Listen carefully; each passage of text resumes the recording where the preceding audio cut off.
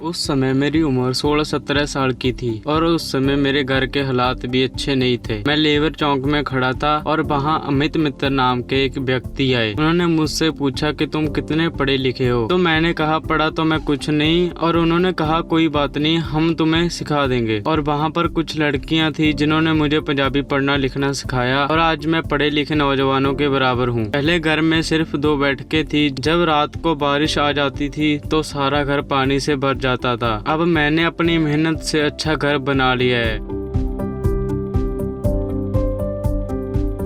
सत श्री अकाल जी, मेरा नाम गगनदीप सिंह है। मेरा पिंड पत्ती सेखवा बरनाले में। मेरा नाम गगनदीप सिंह है। मेरा गांव पत्ती शेखमा पंजाब के जिला बरनाला में है। पहले मैं लेबर का काम करता था। तब मेरी उम्र 16-17 साल की थी। परिवार के हालात भी कुछ अच्छे नहीं थे। हम कर्जे में फंसे हुए थे और घर भी नहीं था। एक दिन मैं लेबर चौक में खड़ा था और वहाँ पर अमित मित्र नाम के एक व्यक्ति आए। वे मुझे अपने साथ मजदूरी के लिए ले गए और उन्होंने पूछा कि तुम कितने पढ़े लिखे हो। मैंने कहा सर पढ़ाई तो मैंने नहीं की। तो उन्होंने कहा कि कोई बात नहीं, हम तुम्हें सब सिखा देंगे। वह एक पब्लिकेशन चलाते थे। उन्होंने मुझे वहाँ काम पर रख लिया। मेरा काम था कि किताबों को अलग अलग शहरों में सप्लाई करना। पढ़ा लिखा ना होने के बावजूद मैं बस अनुमान से किताबों को इधर उधर रखता था। वहाँ पर कुछ लड़कियाँ काम करती थी जिन्होंने मुझे पंजाबी पढ़ना लिखना सिखाया और मुझे कंप्यूटर पर पंजाबी की टाइपिंग भी सिखाई। यह सब करते हुए मैं धीरे धीरे इतना माहिर हो गया तो मैंने खुद किताबों का काम करने का सोचा। मैं 2007 से ये काम करता आ रहा हूँ। मैंने मोबाइल छोड़ा हुआ था और किताबें हाथ में थी। किताबें पढ़ने से दिमाग अपने आप चलने लग जाता है। फिर मैंने गांव धनौला के दीपक ढाबे पर खुद की बुक स्टॉल लगानी शुरू कर दी।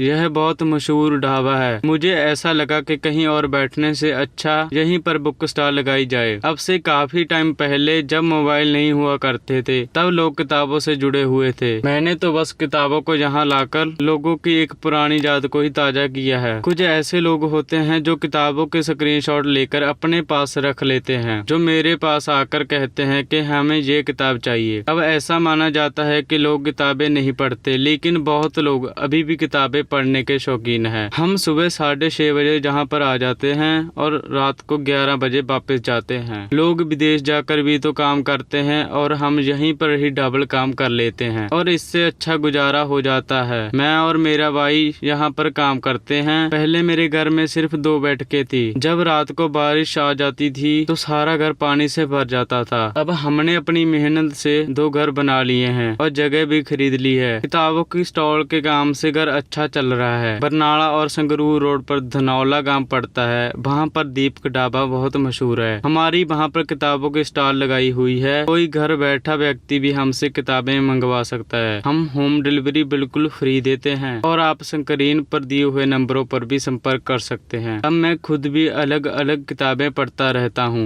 किसी किताब के 2 पन्ने पढ़ लिए और किसी किताब के 4 पन्ने पढ़ लिए। शुरू में ये मुश्किल आती थी कि खरीदने वाले लोग पूछते थे इस किताब में क्या है। अगर खुद को नहीं पता होगा तो खरीदने वाले को क्या बताएंगे। मैं सभी से कहना चाहता हूँ कि वह सोशल मीडिया की बजाय किताबें पढ़ने को पहल दें। किताबें हमें अच्छा रास्ता दिखाती है और किताबों से बहुत सारा ज्ञान भी मिलता है। मैं 1995 तो तर्क भारती प्रकाशन नाम का धारा चला रहे हैं। मैं 1995 से लेकर तर्क भारती प्रकाशन नाम का एक बुक पब्लिकेशन चला रहा हूँ। हमारे पब्लिकेशन को समय समय पर स्टाफ की जरूरत पड़ती है। हमारी कोशिश रहती है कि जो गांव के साधारण नौजवान हैं उनको हमारे साथ जोड़ा जाए। इसी तरह से मैं स्टाफ की जरूरत में 15 से 20 साल पहले लेबर चौक में गया था। वहां पर मुझे यह नौजवान गगन मिला। इसको मैंने अपने पब्लिकेशन पर काम दिया और हमने गगन को पढ़ना लिखना सिखाया। आज हमारे लिए यह बहुत खुशी की बात है कि गगन अपनी बुक स्टॉल से